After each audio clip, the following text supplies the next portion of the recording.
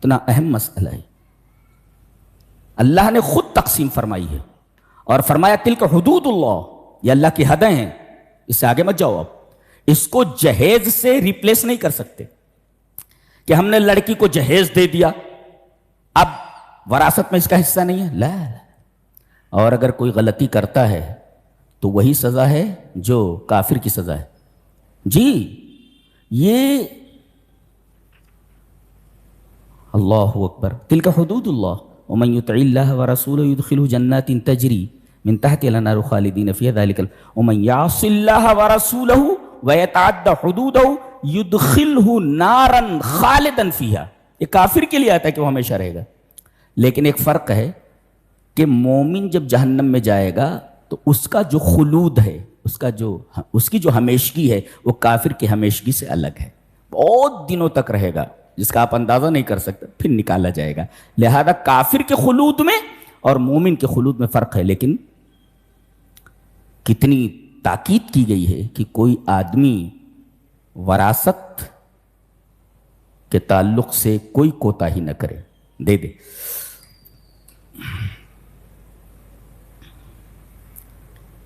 کہتے ہیں کہ توبہ دو طریقے کی ہوتی ہے. جی ایک توبہ قبول ہوتی ہے، ایک توبہ قبول نہیں ہوتی. غرغرہ آنے سے پہلے تک اگر توبہ کر لیا ہے توبہ قبول ہو جاتی ہے. غرغرہ آنے لگا کہ پھر عالم بالا کے مناظر سامنے ہو جاتے ہیں، پھر فرشتے دکھنے لگتے ہیں. اللہ اکبر. انسان بول بھی نہیں سکتا میں کیا دیکھ رہا ہوں. زبان پر مہر لگا دی جاتی ہے. سب کے ساتھ ہونے والا ہے، کوئی بچنے والا تھوڑی ہے. ابھی نظر نہیں آ رہے نا، سب نظر آنے لگتے.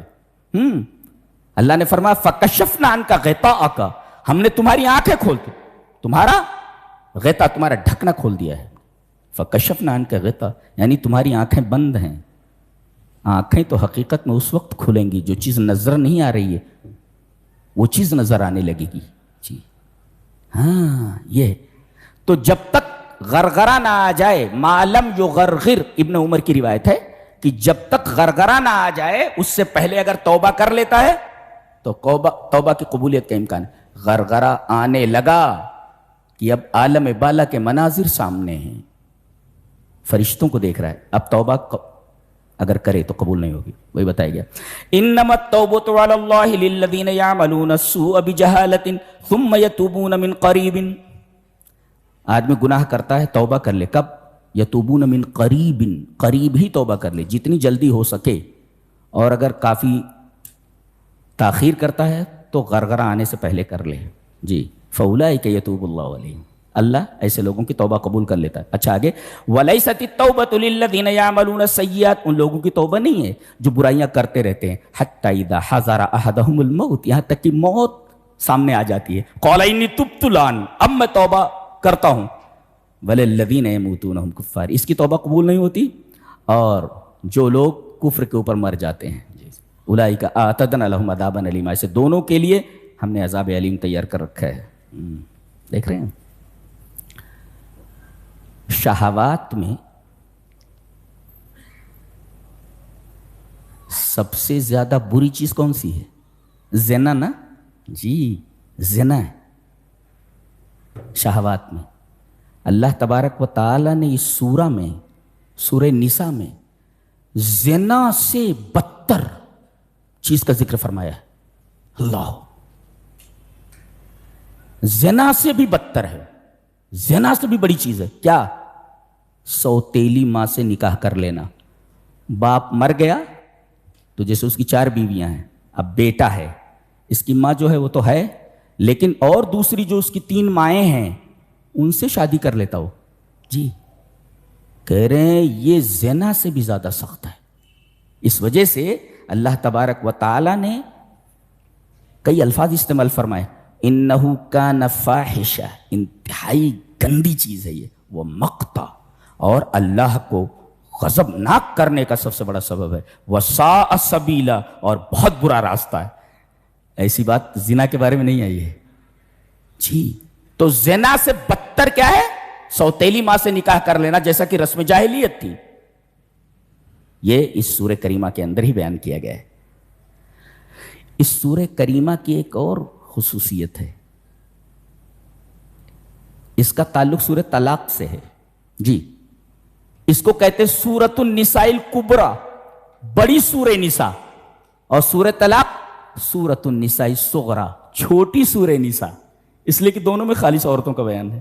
جی اس طرح اس سورہ کریمہ کا تعلق سورہ طلاق سے ہے۔ ایک نکتہ اور اس سورہ کریمہ، اس سورہ کریمہ کی سب سے بڑی خصوصیت یہ ہے کہ اس کے آخر میں، آیتوں کے ہر آیت کے آخر میں اللہ کے اتنے اسماء حسنہ آئے ہیں کہ اور کسی سورت کے آخر میں اتنے اسماء حسنہ نہیں آئے ہیں، خاص طور سے علیم، خبیر، حکیم، قادر، اللہ اکبر۔ تو اس سورہ کریمہ کی خصوصیت ہے کہ اس سورہ کریمہ کے آخر میں اللہ کے اتنے اسماء حسنہ آئے ہیں کہ اتنے اسماء حسنہ کسی اور سورت کے آخر میں نہیں آئے ہیں آیتوں کے۔ یہ اس کی خصوصیت ہے اس سورہ کریمہ کی۔ اس کے اندر ایک خاص بات اور کہی گئی ہے، ان اللہ یامرکم ان تؤدوا الامانات الی اہلھا۔ اگر آپ نے کسی کا پیسہ لے لیا ہے تو گویا کہ آپ کے پاس اس نے اپنی امانت رکھی ہے، لہذا اللہ حکم دیتا ہے کہ یہ امانت جتنی جلدی ہو سکے امانت رکھنے والوں کو، جنہوں نے امانت رکھی ہے ان کو واپس کر دیا جائے۔ ان اللہ یامرکم، اللہ کا حکم ہے یہ، امانتیں واپس کرو، جو پیسہ تم نے لیا ہے وہ پیسہ واپس کرو۔ حدیث پاک ہے، مسند احمد کی روایت ہے، قال انس، حضرت انس فرماتے ہیں ما خطبنا رسول اللہ صلی اللہ علیہ وسلم الا قال، کوئی خطبہ آپ کا ایسا نہیں ہوتا تھا جس خطبے میں آپ یہ نہ کہتے ہوں لا ایمان لمن لا امانت لہ ولا دین لمن لا عہد لہ۔ اس آدمی کا ایمان نہیں جس کے پاس امانت داری کا پاس نہیں، امانت رکھی جائے اور امانت لے کر کے بیٹھ جائے، ولا دین لمن لا عہد لہ، اور اس کا دین نہیں جس کے پاس عہد کا پاس نہ ہو، وعدہ کرے وعدہ توڑ دے، عہد کرے عہد کا نقض کرے۔ یہ خصوصیت ہے اس سورہ کریمہ کی۔ کیا کتاب ہے، اللہ اکبر، زندگی کے تمام طریقوں پر بحث کی گئی ہے۔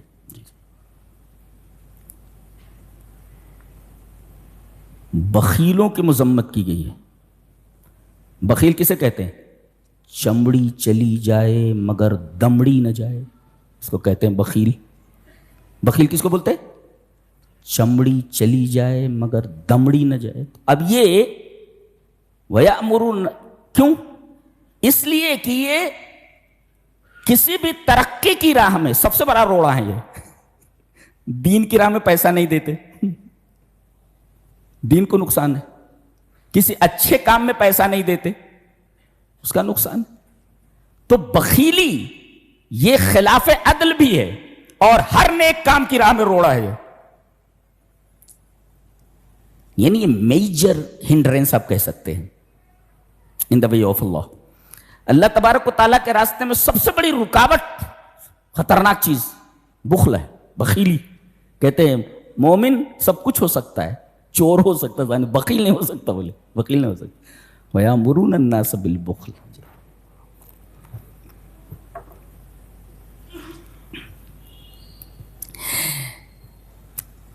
ایک بڑی پیاری بات کہنے جا رہا ہوں، متوجہ ہیں؟ لے کر جاؤ آج۔ اللہ نے فرمایا کہ شرک کو معاف نہیں کرے گا۔ دیکھو یہاں آیت ہے، ان اللہ لا یغفر ان یشرک بہ ویغفر ما دون ذلک لمن یشاء۔ شرک کتنی بری چیز ہے۔ علامہ محمد ابن عبد الوہاب نجدی رحمہ اللہ، ان کی کتاب ہے کتاب التوحید، وہ طلبہ کو کتاب التوحید پڑھا رہے تھے، کتاب التوحید ختم ہو گئی۔ ایک دفعہ طلبہ ادھر سے گزرے تو شیخ بڑے غمگین تھے، وجدہ مہموماً، بڑے غمگین تھے۔ تو طلبہ نے پوچھا حضرت آپ اتنے غمگین کیوں ہیں؟ کہا کہ میں غمگین اس وجہ سے ہوں، مجھے پتا چلا ہے کہ فلاں شخص نے ایک مرغہ غیر اللہ کے نام پر ذبح کر دیا، اس وجہ سے میں غمگین ہوں۔ طلبہ نے کہا کہ پتہ لگائیے. کہا کہ پتہ لگانے کے لیے آدمی بھیجا ہے میں نے کہ یہ بات صحیح ہے کہ اس نے مرغا غیر اللہ کے نام پر ذبح کیا ہے. دوسرے دن ملے, کہا کہ حضرت وہ آپ نے پتہ لگا لیا, وہ اس آدمی نے مرغا غیر اللہ کے نام پہ ذبح کیا تھا؟ بولے نہیں, اس نے غیر اللہ کے نام پر مرغا نہیں ذبح کیا تھا, اپنی ماں کے ساتھ زنا کیا تھا. یہ پتہ لگا. طلبہ سب غصے میں آ گئے. ایسے آدمی کو قتل کر دینا چاہیے, ایسے آدمی کی بوٹی بوٹی کر دینی چاہیے, ایسے آدمی کی منڈی کاٹ دینی چاہیے. حضرت کو غصہ آ گیا. کہا کہ تم نے توحید کو سمجھا ہی نہیں اب تک.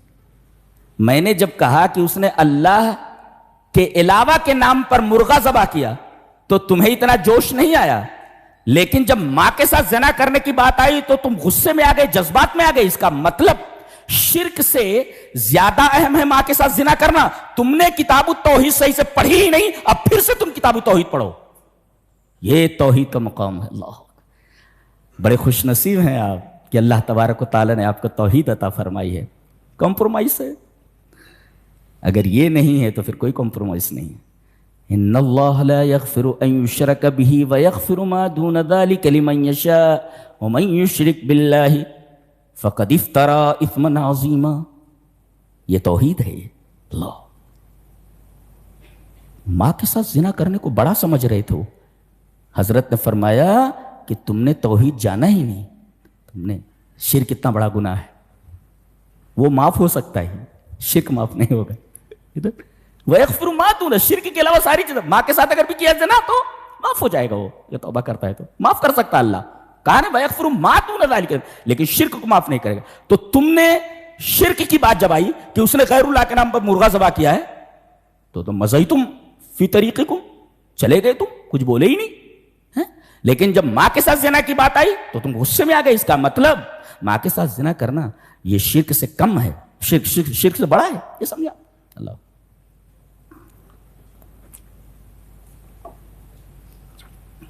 دوسری چیز یہ ہے تعلیم ہے اس میں کہ بچوں کی شادی جلدی سے کر دینی چاہیے. انجینئر بنا ہیں 30-30 32 سال بٹھائے ہوئے ہیں, لڑکیوں کو 30-30 32 سال بٹھائے ہوئے ہیں. کہیں کوئی سانحہ ہو جائے تو, حادثہ ہو جائے تو, کم سے کم مسلمانوں کے گھروں میں اس طریقے کی چیز نہیں ہونی چاہیے کہ ان کو بٹھائے رکھا جائے 32 سال.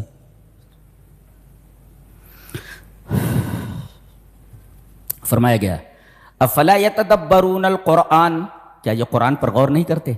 علامہ ابن قیم رحمہ اللہ نے اپنی کتاب مفتاح دار السعادہ میں لکھا ہے فقرات آیت بتفکر وتفہم خیر من ختمت من غیر تدبر وتفہم. مفتاح دار السعادہ امام ابن قیم کے الفاظ ہیں جو مفتاح دار السعادہ میں نے نقل کر دیا. ایک آیت کو غور کے ساتھ اور سمجھ کر کے پڑھنا, بتفکر وتفہم, سمجھ کر کے پڑھنا اور غور سے پڑھنا بہتر ہے قرآن ختم کرنے سے جو بلا سمجھ کر کے سنا جائے, بلا فکر کے, بلا غور کے ایسے پڑھ لیا جائے یا سن لیا جائے. ایک آیت کو سمجھ کر کے پڑھنا پورے قرآن کو سننے سے بہتر ہے, پورے قرآن کے پڑھنے سے بہتر ہے. یہ قرآن کتاب ہدایت ہے, ایسا نہیں ہے پڑھ رہے ہیں. دوسری جگہوں پر ایک صاحب پڑھ رہے تھے. اب ہمارے ایک دیوبندی ساتھی تھے تو اذان ہو گئی مغرب کی. میں نے کہا چلو یہ اہل حدیث مسجد ہے, نماز پڑھ لیتے ہیں. تو اہل حدیث مسجد میں نہیں آتے تھے نماز پڑھنے کے لیے. میں نے کہا چلو بھائی, ساری چیزیں دلوں میں نہیں رکھی جاتی, چلو. اب وہ جو امام صاحب تھے قرآن بہت خراب پڑھتے تھے, ہمارے قاری صاحب تو بہت اچھا پڑھتے ہیں. تو قرآن جو ہے وہ, اب میں پیچھے کھڑا ہو گیا تو پڑھنے میں سورہ فاتحہ تو وَلَضَّالِّينَ سمجھ میں آیا.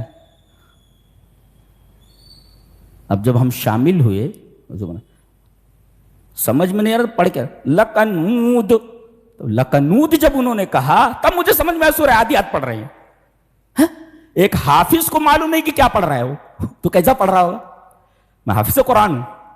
اب وہ لکنود، جب لکنود کا تو سورہ عادیات پڑھ رہا ہے، پھر اس سے پہلے کیا پڑھ رہا تھا؟ کچھ سمجھ میں نہیں آ رہا تھا کیا پڑھ رہا ہے. اب ایک حافظ کو اگر سمجھ